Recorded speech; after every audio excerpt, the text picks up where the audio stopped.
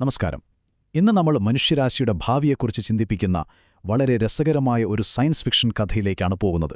അപ്പോൾ നമുക്ക് നേരെ കഥയിലേക്ക് കടക്കാം. ഒന്ന് ആലോചിച്ചു നോക്കിയേ, നമ്മൾ മനുഷ്യർ ജീവിക്കാൻ കൊള്ളാവുന്ന മറ്റൊരു ഗ്രഹം കണ്ടെത്തിയെന്ന് കരുതുക. അവിടെ എത്തുമ്പോൾ ആദ്യത്തെ കണ്ടുമുട്ടൽ എങ്ങനെയായിരിക്കും? ഒരു സൗഹൃദ സംഭാഷണമായിരിക്കുമോ, അതോ ഒരു യുദ്ധത്തിന്റെ തുടക്കമായിരിക്കുമോ? ഈ ഒരു ചോദ്യത്തിലാണ് നമ്മുടെ ഇന്നത്തെ ഈ കഥയുടെ മുഴുവൻ രസവും ഇരിക്കുന്നത്. കഥയുടെ തുടക്കം ഇങ്ങനെയാണ്. ഭൂമി വലിയൊരു പ്രതിസന്ധിയിലൂടെ കടന്നുപോവുകയാണ്. മനുഷ്യരാശിയുടെ നിലനിൽപ്പ് തന്നെ ഒരു ചോദ്യചിഹ്നമായി മാറിയപ്പോൾ അവർക്ക് ചില കടുത്ത തീരുമാനങ്ങൾ എടുക്കേണ്ടി വന്നു. വർഷം 2050. അതെ, അത്ര വിദൂരമല്ലാത്തൊരു ഭാവിയിലാണ് നമ്മുടെ കഥ നടക്കുന്നത്. ഒരുപക്ഷേ നമ്മൾ ഇന്ന് ചെയ്യുന്ന കാര്യങ്ങൾ ഭാവിയിൽ എങ്ങനെയൊക്കെ നമ്മളെ ബാധിക്കാം എന്നതിൻ്റെ ഒരു ഓർമ്മപ്പെടുത്തൽ കൂടിയാണിത്.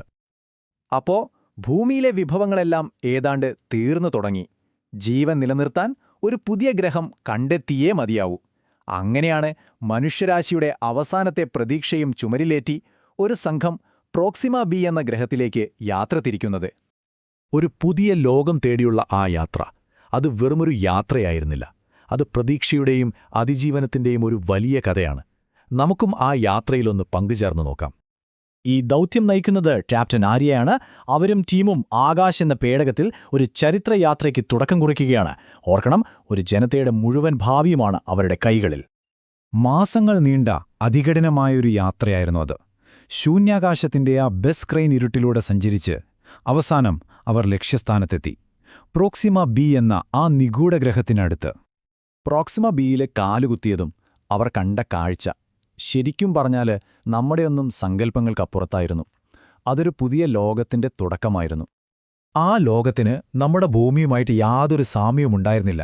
ഒന്നാലോചിച്ചു നോക്കൂ, ചുവന്ന ആകാശം, പിന്നെ പച്ച മരങ്ങൾക്ക് പകരം വെള്ളി നിറത്തിൽ തിളങ്ങുന്ന മരങ്ങൾ. ശരിക്കും വേറൊരു ലോകം.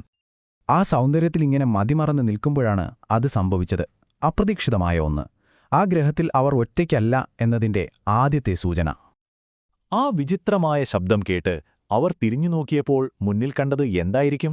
ഒരു നിമിഷം നമുക്കൊന്ന് ഊഹിച്ചു നോക്കിയാലോ? അവരുടെ മുന്നിൽ നിന്നത് സുതാര്യമായ ശരീരവും തിളങ്ങുന്ന കണ്ണുകളുമുള്ള ഒരു ജീവിയായിരുന്നു. കണ്ടാൽ ആരുമൊന്ന് ഭയക്കും. പക്ഷേ അതിൽ നിന്ന് ഒരു ശത്രുതയുടെയോ ആക്രമണത്തിന്റെയോ സൂചന വരുന്നില്ലെന്ന് ക്യാപ്റ്റൻ ആര്യയുടെ മനസ്സ് പറയുന്നുണ്ടായിരുന്നു. ആ ഒരു കണ്ടുമുട്ടലോടെ കഥയുടെ ഗതി തന്നെ അങ്ങ് മാറുകയാണ്.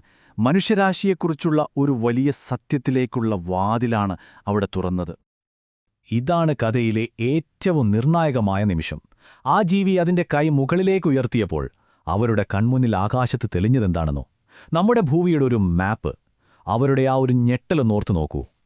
അപ്പോഴാണ് ക്യാപ്റ്റൻ ആര്യ ആ ഞെട്ടിക്കുന്ന സത്യം തിരിച്ചറിയുന്നത്. തങ്ങളൊരു പുതിയ ലോകം കണ്ടുപിടിച്ചതല്ല, മറിച്ച് പണ്ടുമുതലേ തങ്ങളെ നിരീക്ഷിച്ചുകൊണ്ടിരുന്ന, ഒരുപക്ഷെ നമ്മളെക്കാൾ എത്രയോ മടങ്ങ് ബുദ്ധിയുള്ള ഒരു സമൂഹത്തിന്റെ മുന്നിലേക്കാണ് തങ്ങൾ എത്തിച്ചേർന്നിരിക്കുന്നതെന്ന്.